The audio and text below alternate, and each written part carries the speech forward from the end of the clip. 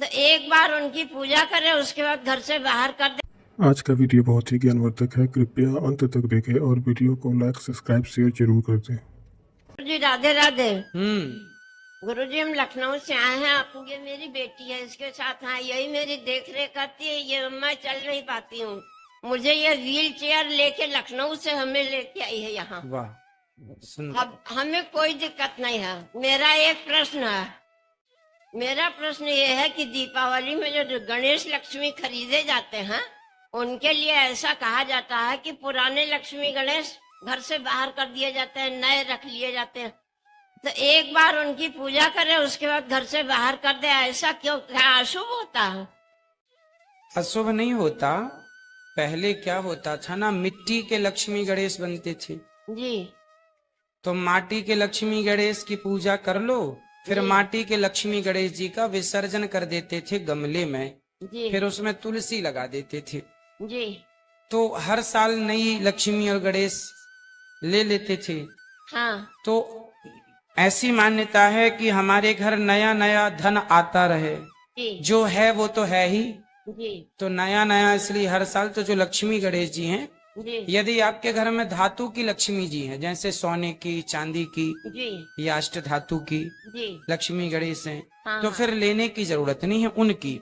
But जो मिट्टी की मूर्ति है, माटी की, जी वह एक बार जब पूजा होती है ना, तो पूजा होने के बाद उनका पहले आवाहन होता है, फिर उनका विसर्जन होता है। जी तो मिट्टी की मूर्ति केवल उतनी देर के लिए होती है जितनी देर के लिए हमने पूजा के लिए स्थापित की। अब स्थापित पूरी हो गई, उनकी विदाई हो गई, जी। तो वो मिट्टी मिट्टी है, फिर उसे गमले में डाल के तुलसी लगा दीजिए। तो हर साल नई मूर्ति लेना हर साल ना जरूरी है? इसलिए होता है ना, यदि धातु की है तो कोई दिक्कत नहीं है। माटी में एक बार आवाहन हो गया और एक बार विसर्जन हो गया, फिर उनमें दोबारा आवाहन नहीं हो सकता। और गुरु जी, एक बात इसलिए और है। मेरी बेटी मेरी बहुत सेवा करती है, ये आपको कुछ गिफ्ट देना चाहती है। ठीक है, बहुत बता सुंदर। देते? बेटी के लिए ताली बजाओ कि अपनी माँ की सेवा करती है, अच्छी बात है। जय श्रीमन नारायण गुरुजी। हम्म, दासी कल्याणी का प्रणाम स्वीकार कीजिए। खुश रहिए। हाँ गुरुजी, हम 2019 से आपकी कथा सुन रहे हैं। हाँ, ले लो, बोलो। 2019 से कथा सुन रहे हैं। खुश। 3 साल हुए हमको कथा सुनते सुनते। और जब प्रश्नोत्तरी में रोज देखते थे, रोज यूट्यूब पे भी सुनते हैं और टीवी पे भी कथा सुनते हैं, तो लगता था कि हम कब जाएंगे यहाँ। और गौरी गोपाल भगवान तो हमारे ऐसे आंखों में ही बस गए हैं पूरे। उनको देखते थे रोज तो आंखों में से आंसू निकलते थे। और फिर रोज ऐसे सुनते थे। और हमारे हस्बैंड जो है वो प्रोफेसर है, तो इनको बहुत टाइम बिल्कुल भी नहीं मिलता। मॉर्निंग को जाते तो इवनिंग को ही आते हैं। तो अभी बीच में पता नहीं एक दिन आए और अचानक ही बोला कि रिजर्वेशन कब करना है वृंदावन का। तो हमें ऐसा लगा कि सपने जैसे ही लगा पूरा। हम सोच भी नहीं सकते कि ठाकुर जी ने कैसे महिमा की हम पे। और हमने एक बार यूट्यूब पे भी क्वेश्चन डाला था, लेकिन आपने उत्तर नहीं दिया था। तो हमारे दो, बताइए क्या प्रश्न है। हाँ, तो आप भजन में बोलते थे अजामिल और कनिका को तारे। तो हमने अजामिल के बारे में तो सुना है, लेकिन जो आप कनिका या गनिका है, सॉरी गलती हो गई तो उसके बारे में बताइए। गणिका नाम की एक वैश्या थी। अच्छा। वह वैश्या एक तोते को लेकर के आ गई। वह तोता अपने घर में रखी, हाँ तो तोता राम राम बोलता था, कोई साधु का तोता था। तो वैश्या तो कभी पूजा पाठ, अब वैश्या तो वैश्या है, पर वो तोता राम राम बोले तो वैश्या केवल सुनती थी, कभी बोलती नहीं थी।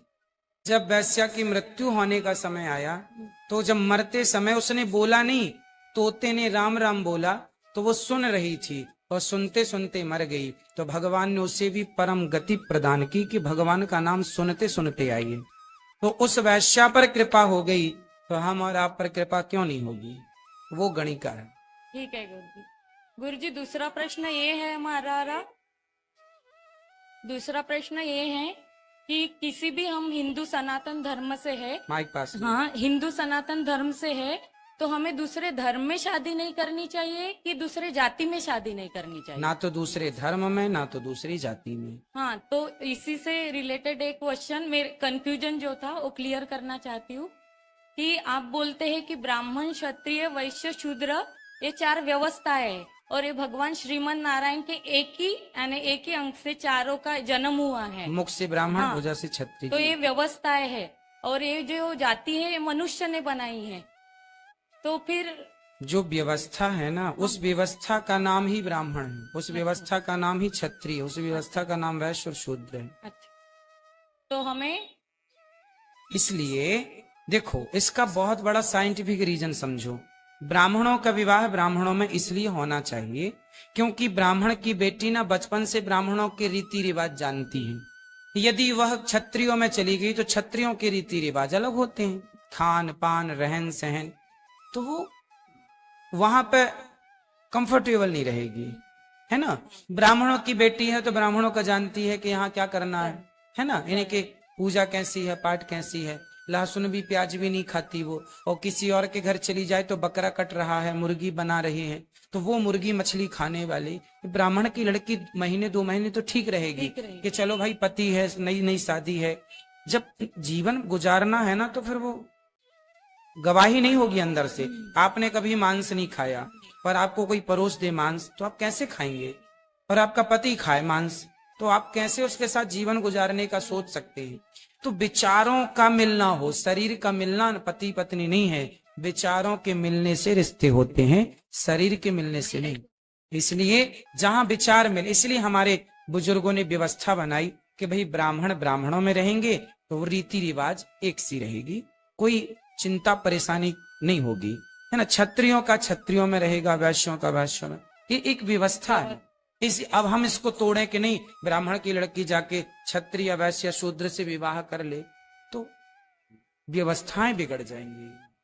समझिए, जो संतान होगी उसे आप क्या नाम देंगे। अब हिंदू लड़की है, मुसलमान लड़का है, शादी हो गई, बेटा हुआ, अब माँ हिंदू है, बाप मुसलमान है, या माँ वो है, ये वो है, लड़का हुआ, बेटा हुआ, आप उसे क्या कहेंगे, हिंदू कहेंगे, मुसलमान कहेंगे। तो हमारे हिंदू सनातन धर्म में ऐसे बहुत से, हिंदुओं में बहुत से कास्ट है, यानी बहुत जातियां हैं। तो फिर हिंदुओं के तो वो जाति व्यवस्था ना आपके पूर्वज तय करते हैं कि हम ब्राह्मण हैं तो हमारा किन में विवाह हो सकता है। क्षत्रियों का किन क्षत्रियों में, क्षत्रिय के भी प्रकार होते हैं, ये चौहान हैं, ये वो हैं, बहुत सारे होते हैं ना। तो उनका ये वो आपके खानदान में परंपरा होती है ना भाई, बड़े बुजुर्ग बताते हैं हमारा विवाह किससे हो सकता है, तो वो बड़े बुजुर्गों के पास बैठने से यही तो ज्ञान मिलता है। तो कुछ परंपरा के ज्ञान लेके रखना चाहिए। और गुरुजी, सब लोग बोलते थे कि हम एग नहीं खाते, अंडा नहीं खाते, तो सब बोलते थे नहीं कि एग नॉनवेज नहीं है, वेज है। लेकिन आपकी कथा से हम दूसरों को भी प्रमाण दे सके, हमारे हस्बैंड को प्रमाण दे सके, क्योंकि वो प्रोफेसर है। तो जब आपने एक बार संडे था, कथा में बोला था, तो हमने उनको दिखा दिया था कथा में, क्योंकि फिर हम गलत भी साबित नहीं हुए और हम प्रमाण भी दे सके उनको। तो नहीं खाते अंडा? नहीं, वो कभी खाते ही नहीं थे। अच्छा। लेकिन डॉक्टर ने ऐसी सिचुएशन आई थी कि बोला था खाने के लिए। देखिए, डॉक्टर लोग जो होते हैं ना, कुछ डॉक्टर तो अच्छे होते हैं, कुछ डॉक्टर तो चाहते ये हैं कि आपका धर्म भ्रष्ट हो जाए, वो अपनी डॉक्टरी का मिस यूज करते हैं। हाँ, बराबर। आपको कहेंगे अंडा खाइए, अंडा में कहते हैं प्रोटीन होता है। हाँ। अब उन डॉक्टरों से कहा जाए कि क्या आपकी स्टडी इतनी ही है कि अंडा में प्रोटीन होता है? आपको उनको बताना चाहिए, डॉक्टर साहब आप कम पढ़े हैं, ज्यादा पढ़ते तो ये पता चलता कि सोयाबीन नाम का एक की फसल होती है किसानों के यहाँ, अंडे से कई गुना ज्यादा प्रोटीन उसमें पाया जाता है, दालों में प्रोटीन पाया जाता है, दूध में प्रोटीन पाया जाता है। हम प्रोटीन ही लेना है बॉडी को, तो अंडे से ना लेके हम दूध से ले लें, फलों से ले लें, जहां प्राप्त है। भाई बहुत सारे स्रोत ईश्वर ने दिए हैं, हम उनका ही उपयोग करें। पर कुछ डॉक्टर हैं जो केवल खुद तो बिगड़े हैं, खुद तो खाते हैं मांस, औरों को कि हम तो खा रहे हैं, तुम भी भ्रष्ट हो जाओ। इसलिए ऐसे डॉक्टरों की सलाह कभी, अब ये दास अनिरुद्ध, हमारे को कोई डॉक्टर आए, चेक करे, बोले आपको अंडा खाना पड़ेगा वरना आप मर जाएंगे, तो हम कहेंगे साहब मरना तो है, मर जाने दो, पर अंडा ना खवाओ, क्योंकि हम मरना पसंद करेंगे। हम किसी जीव की जो नहीं खाते वो नहीं खाएंगे। हमें प्रोटीन चाहिए, हम अन्य जगह से लेंगे। तो धर्म के प्रति ना हमें जागरूक होना चाहिए। हमें क्या खाना डॉक्टर निश्चित नहीं करेगा कि आपको क्या खाना है। अरे डॉक्टर बता सको, हो सकता है वो इस संसार में परिपूर्ण कोई नहीं है भगवान के सिवा। डॉक्टर कितना भी पढ़ लें लेकिन वो भी परिपूर्ण नहीं है, मतलब उनको भी अल्पज्ञता है। यदि पूर्ण ज्ञान होता तो कोई डॉक्टर ये नहीं कहता कि आप अंडा खाइए। पूर्ण ज्ञानी डॉक्टर ये कहता कि आपको प्रोटीन चाहिए, आप खूब दूध पीजिए, आप खूब सारा सब्जियां खाइए, खूब सारा आप सोयाबीन फुला दीजिए, रात्रि को खाइए सोयाबीन, खूब सोयाबीन जानते हैं ना, खूब सारा उसमें प्रोटीन, खूब बहुत सारा। फिर चलिए। जय श्रीमन नारायण गुरु जी। राधे राधे। खुश गुरुजी राधे राधे। जी राधे राधे। गुरुजी मैं अब से 15 दिन पहले आपके पास आई थी, वहाँ मुलाकात हुई थी जिसमें मैंने जो है आपको एक पत्र लिखा था। गुरुजी मैं इतनी परेशान हो चुकी हूँ। किससे किससे परेशान हैं आप? रोइए मत, बताइए क्या परेशानी है आपकी, हमें बताइए। गुरुजी रोज सुबह उठती हूँ, एक समस्या मेरे सामने खड़ी होती है। कौन सी बताइए। मेरी माता जी। गुरुजी राधे राधे। जी मैया, क्या हुआ? ये बच्ची क्यों रो रही हैं? प्रणाम। गुरुजी बच्ची हमारी बहुत परेशान है, हम भी बहुत परेशान हैं। क्यों? बेटी की शादी हमने 2016 में की थी, उसको लेके 2 महीने भी बेटी मेरी भा नहीं रह पाई। उन लोगों ने इसे इतना प्रताड़ित करके घर से निकाल दिया। तो निकालने के बाद ये तब से आपके पास मायके में है? जी मायके तो वो में। ससुराल वाले क्या चाहते हैं? वो चाहते हैं कि हम इसको छोड़ दें। क्यों, क्या कमी है? पता नहीं, बिहारी जी जाने क्या कमी है, हमारी निगाह में तो कोई कमी है नहीं। तो वो क्या कहते हैं? कुछ तो कहते होंगे। सामने बात ही करने को तैयार नहीं है। आज गुरुजी मैं बहुत दिन से इनसे बात कराओ। तो आपके पति क्या करते हैं? गुरुजी जब मैं वहाँ थी तो जो है वो मोटर पार्ट्स का बिजनेस करते। आज की तारीख में वो जिंदा है या मर गए मुझे ये भी नहीं पता है। ससुराल में से जो कोर्ट में तारीखें वगैरह बढ़ती हैं तो उसमें से फादर इन लॉ आते हैं और कोई नहीं आता। तो वो आपको क्यों नहीं पसंद कर रहे हैं, क्यों नहीं रख रहे हैं? आपकी तरफ से कोई गलती हुई या उनकी तरफ से? गुरुजी मेरी नज़र में मेरी कोई गलती नहीं है। मैंने मतलब हर उनकी बात को, यहाँ तक कि उन्होंने कहा आप अपने माता पिता से संबंध तोड़ दो, मैंने उन लोगों के लिए वो भी कर दिया। फिर लेकिन गुरुजी बोलो उन लोगों ने उसके बाद भी मुझे घर से निकाल दिया। तो आपको जब निकाल दिए तो क्यों निकल आए घर से? बोलिए घर हमारा, हम शादी करके आए हैं। शादी हुई थी आपकी विधिवत, दोनों की राजी मर्जी से? जी। तो फिर क्या दिक्कत हुई उनको? ऐसे कोई कैसे निकाल देगा अपनी बहू को घर से? उनकी सर वो गुरुजी उनकी नजरों में एक किराएदार थी, एक तो अभी केस कैसा चल रहा है? काहे का चल रहा है केस? गुरुजी वही जो आजकल के वकील लोग बताते हैं, वही सारा खर्चे को लेके। और तो क्या तलाक डिवोर्स का चल रहा है? गुरुजी मैं ना, तो डिवोर्स वो चाह रहे हैं क्या? गुरुजी वो लोग चाहते हैं, मुझे ऐसा लगता है, पर गुरुजी मैं नहीं चाहती। तो आप उनको फोन लगाओ, आपके पति का नंबर है आपके पास? गुरुजी नंबर बदल लिए सब लोगों ने अपने। तो आप कितने दिन से अपनी माँ के पास हैं? गुरुजी आज 6-7 साल हो गई है। तो आप क्यों इतने साल से हैं? आप घर जाने की कोशिश क्यों नहीं की? गुरुजी एक बार गई थी, फिर? एक FIR हो गई मेरे खिलाफ। जब आप गई तो FIR करा दी? जी। क्यों? कि मेरे घर में जो घुस के मार पिटाई करी है। अच्छा। मैं और मेरी मम्मी गए थे वहाँ पे। तो आपको अकेले जाना है और अपने घर में रहना है, वो आपका घर है। गुरुजी वो लोग नहीं घुसने देते हैं। फिर आप बताओ क्या समाधान है? गुरुजी बस आशीर्वाद दे दीजिए। आशीर्वाद है। बच्चे हैं आपके? शादी अभी कितनी उम्र है आपकी? मेरी गुरुजी 28 साल। चलिए उनसे कोई बातचीत यदि हो तो फिर हम बात कर लें। बात करके समझाया जा सकता है। देखो रिश्ते गलतफहमी से टूट जाते हैं।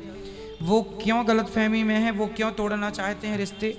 कुछ जानकारी है कि वो क्यों तोड़ना चाहते हैं? गुरुजी मेरी मतलब एक जगह से मुझे सुनने में आया उन्होंने दूसरी शादी भी कर ली है। तो फिर आप तो केस कर सकते हैं उन पे कि भाई शादी तलाक हुआ नहीं, डिवोर्स हुआ नहीं, आपने केस शादी कैसे कर ली? गुरुजी मेरे पास प्रूफ नहीं है इस बात का। प्रूफ नहीं है? Court proof. कहाँ रहते हैं आप लोग? आप मतलब ससुराल कहाँ है आपकी? ससुराल भी बरेली में गुरुजी, मैं भी बरेली में ही हूँ। तो बरेली से बरेली वो तो पता चल जाता है, अड़ोसी पड़ोसी सबसे बड़े संवाददाता होते हैं। वहाँ गुरुजी सब मीरगंज एक जो है तहसील पड़ती है बरेली डिस्ट्रिक्ट के पास में, वहाँ सब लोग एक से हैं, एक थाली के चट्टे बट्टे हैं कि अगर मैं जाती हूँ वहाँ पे अगर किसी से जरा सा भी पूछूंगी तो कोई मेरे लिए एक इतनी सी भी बात बताने को तैयार नहीं है। चलो फिर आप भगवान के भरोसे छोड़ो, भगवान सब अच्छा करेंगे। जो आप अच्छे से अच्छा अपने लिए सोच सकते हैं वो सोचिएगा और भगवान का चिंतन करते रहिए, कथाएं सुनते रहिए। जो भगवान करेंगे अच्छा करेंगे, पर उनको ऐसा आपके साथ नहीं करना चाहिए। यदि शादी कर ली है तो आपको इंक्वायरी करना चाहिए और आपको कंप्लेंट करना चाहिए। गुरुजी मैं पीसीएसए की तैयारी कर रही हूँ, आशीर्वाद दे दीजिए। बिल्कुल, आपको भगवान सफल जरूर बनाएंगे। ईश्वर हमेशा हर जगह हर बार अन्याय नहीं होने देते, कभी न कभी अपने भक्तों के साथ न्याय जरूर करते हैं। देर लगती है थोड़ा सा, पर ईश्वर भक्तों के साथ गलत नहीं होने देंगे। एक प्रार्थना है, जितना आप बूढ़ी माताओं के बारे में बोलते हैं थोड़ा सा बहुओं के बारे में बोले।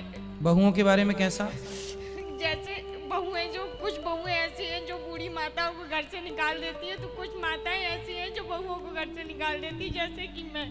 आज की कथा में हमने ये बात बोली है, शायद आज की कथा में बोली है कि सासों को भी बहुओं के साथ मिलजुल के, बहुत अच्छा आज की कथा में हमने बोला। तो आज ही हमने बोला है बेटा, हमारी ओर से तो देखो समाज में जो बातों की जरूरत है उस ऐसा समाज का, घरों का ऐसा कोई मुद्दा नहीं है जिस मुद्दे पे ये दास अनिरुद्ध बातें ना करता हो चर्चा। इसलिए ताकि लोगों के जीवन में सुधार आए, कैसे रिश्तों को निभाना है, कैसे चलाना है, सब कोशिश तो हमारी है।